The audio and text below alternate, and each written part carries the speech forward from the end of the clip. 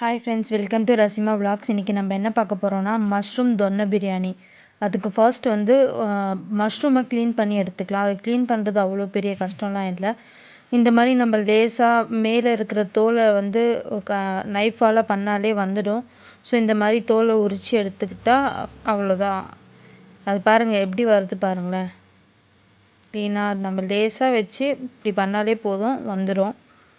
So அந்த மாதிரி எல்லாத்தையும் நம்ம க்ளீன் பண்ணி எடுத்துக்கலாம். இப்போ பாருங்களேன், அந்த மஷ்ரூம் ஃபர்ஸ்ட் இருந்ததுக்கும் இப்போ க்ளீன் பண்ணிட்ட பிறகு எப்படி இருக்குன்னு பாருங்கள். இப்போ நம்ம தேவையான சைஸில் கட் பண்ணி எடுத்துக்கலாம். அதே மாதிரி எல்லா மஷ்ரூமையும் க்ளீன் பண்ணி நல்லா வாஷ் பண்ணி தனியாக பிரித்து எடுத்துக்கலாம். ஸோ எல்லாம் க்ளீன் பண்ணியாச்சு, வாஷ் பண்ணியாச்சு. இப்போ தனியாக செப்ரேட்டாக எடுத்து வச்சுக்கலாம்.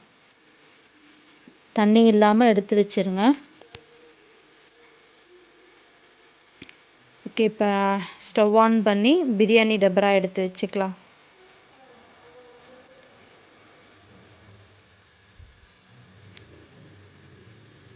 ஆஸ் யூஷுவல் நான் கடலை எண்ணெய் தான் யூஸ் பண்ணுறேன். ஸோ கடலை எண்ணெய் யூஸ் பண்ணிக்கிறேன். தேவையான அளவு எண்ணெய் ஊற்றிக்கலாம். அப்புறம் கடல் பாசி கொஞ்சம், மராட்டி மூக்கு 1,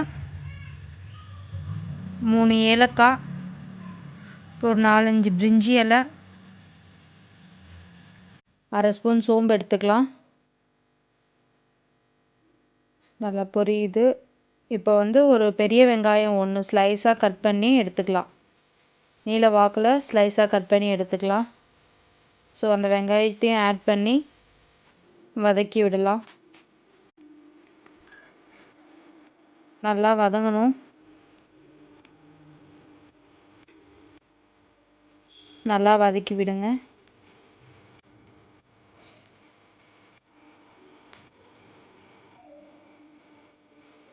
வெங்காயம் நல்லா வதங்கிருச்சு. இப்போ நம்ம க்ளீன் பண்ணி வச்ச காளானை சேர்த்துக்கலாம்.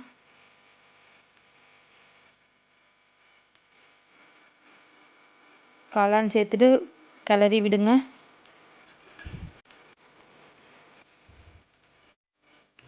அப்புறம் கொஞ்சோண்டு கல் உப்பு, அப்புறம் ஒரு அரை ஸ்பூன் மஞ்சத்தூள் சேர்த்துக்கலாம். மஞ்சத்தூள் சேர்த்து கிளறி விட்டுருங்க. ஸோ தண்ணி எதுவும் ஊற்ற வேண்டாம், காளான்லேருந்தே தண்ணி விடும். ஸோ நம்ம தண்ணி ஊற்றாமல் அதை வந்து வதக்கி எடுத்துக்கலாம். ஸோ இது வதங்கிட்டே இருக்கட்டும். அதுக்குள்ளே ஒரு மசாலா ஒன்று அரைக்கணும், அதை அரைச்சிட்டு வந்துடலாம். இதுதான் அரைக்க வேண்டிய பொருட்கள். ஸோ அதே மாதிரி ஒரு பெரிய வெங்காயம் 1 கட் பண்ணி எடுத்துக்காச்சு. ஒரு 15 மிளகு, 4 கிராம்பு, 3 பட்டை, இஞ்சி, பூண்டு, ஒரு 10-15 பச்சை மிளகா, ஒரு கை புதினா, ஒரு கை கொத்தமல்லி. இதுதான் தேவையான பொருட்கள். இதை வந்து நம்ம ஃபுல்லாக மசாலா வந்து கிரைண்ட் பண்ணி எடுத்துன்னு வந்து வச்சுக்கலாம். இந்த மாதிரி நல்லா மசிஞ்சிருக்கணும். ஸோ இந்த சைட் பார்த்தீங்கன்னா நல்லா காளான் தண்ணி விட்டு வந்துடுச்சு. ஸோ அது கூட இந்த அரைச்ச மசாலாவை ஆட் பண்ணிக்கலாம். நல்லா கிளறி விடுங்க. பச்சை வாசனை போகிற வரைக்கும் கிளறி விடுங்க. ஸோ இப்போ அது கூட 2 தக்காளி அரைச்சி சேர்த்துக்கலாம். அப்புறம் ஒரு கப் தயிர் சேர்த்துக்கலாம். கிளறி விடுங்க. நல்லா பச்சை வாசனை நல்லா போகணும் இதுக்கு. ஸோ அது வரைக்கும் நம்ம கிளறி விடலாம்.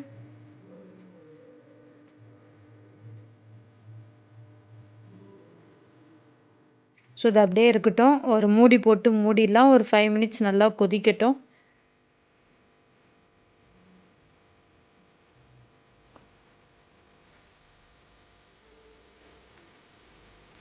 எண்ணெய் நல்லா பிரிஞ்சு வரணும். இது நல்லா கொதித்து பச்சை வாசனைலாம் போய் எண்ணெய் பிரிஞ்சு வரணும்.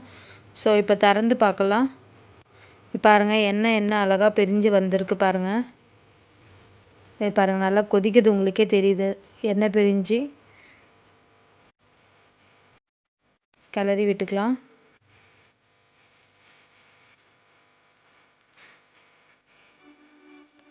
நான் இந்த டம்ளரில் 3 டம்ளர் அரிசி எடுத்திருக்கேன், ஜீரா ரைஸ் எடுத்திருக்கேன். அதனால் 6 டம்ளர் தண்ணி வைக்கலாம். இப்போ நம்ம அதை மசாலா அரைச்சோம் இல்லையா, அதில் வந்து ஜார் கழுவுன தண்ணி இருந்தது. ஸோ அது 1 டம்ளர் ஆச்சு. அதனால் அதையும் சேர்த்து 6 டம்ளராக எடுத்துக்கலாம். நல்லா கிளறி விட்டுருங்க. உப்பு தேவையான அளவு உப்பு சேர்த்துக்கிட்டு ஒரு மூடி போட்டு மூடி வச்சிடலாம். நல்லா கொதிக்கணும். ஸோ திறந்து பார்க்கலாம். நல்லா கிளம்பி நல்லா தளன்னு கொதிக்குது. ஸோ இப்போ இந்த டைமில் நம்ம வந்து அரிசி சேர்த்துக்கலாம்.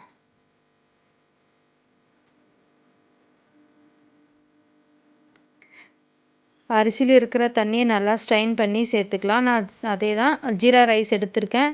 நீங்கள் வந்து பாஸ்மதி ரைஸ் எடுக்கிறதா இருந்தால் 1 டம்ளருக்கு 1.5 டம்ளர் தண்ணி யூஸ் பண்ணிக்கோங்க. ஸோ தண்ணி இல்லாமல் நல்லா ஸ்ட்ரைன் பண்ணிவிட்டு அரிசியை போட்டுக்கலாம். போட்டு நல்லா கிளறி விடுங்க.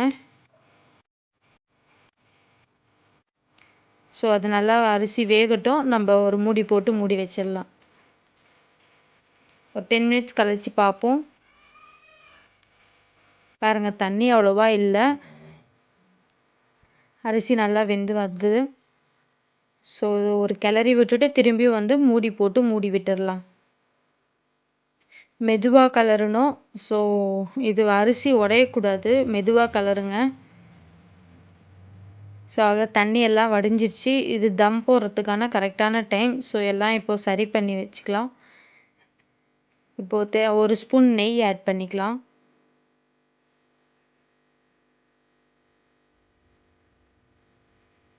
ஒரு 4-5 புதினா இலைங்களை மேலே தூவிட்டு இப்போ தம் போட்டுடலாம். மூடி போட்டு வெயிட்டான பொருள் எதனா தூக்கி மேலே வச்சுக்கோங்க. இந்த மாதிரி இருந்தால் வச்சுக்கோங்க. அப்படி இல்லைனா ஒரு பாத்திரத்தில் தண்ணி வச்சு கூட வச்சுக்கலாம். ஸோ நம்ம ஃபுல் சிம் பண்ணிடலாம். ஒரு சிம்மில் வந்து ஒரு 8 மினிட்ஸ் இருக்கட்டும்.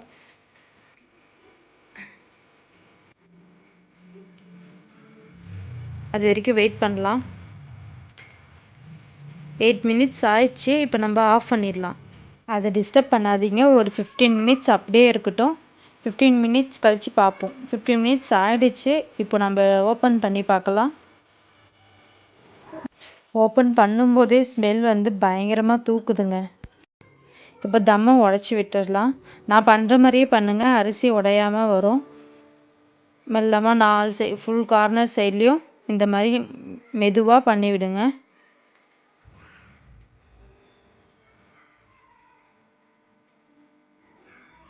அவ்வளோதாங்க, பிரியாணி ரெடி ஆயிடுச்சு.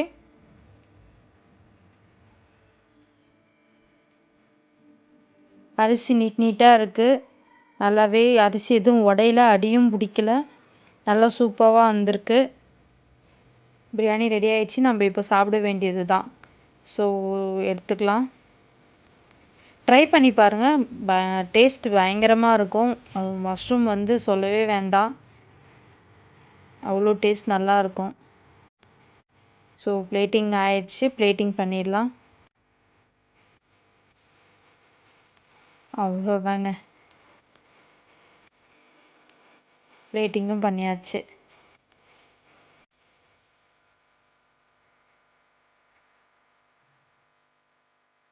நல்லா இருக்குல்ல பார்க்கவே. ஒரு வாட்டி ட்ரை பண்ணி பாருங்கள். சூப்பராக இருக்கும். நான் சும்மா ஒன்றும் சொல்லலை, உண்மையாக தான் சொல்கிறேன். டேஸ்ட் வேறு லெவலில் இருக்கும். ட்ரை பண்ணி பார்த்துட்டு எப்படி இருக்குன்னு கமெண்ட் பண்ணுங்கள். இது மாதிரி நிறைய வீடியோஸ் வேணும்னா சப்ஸ்கிரைப் பண்ணிக்கோங்க. தேங்க்ஸ் ஃபார் வாட்சிங்.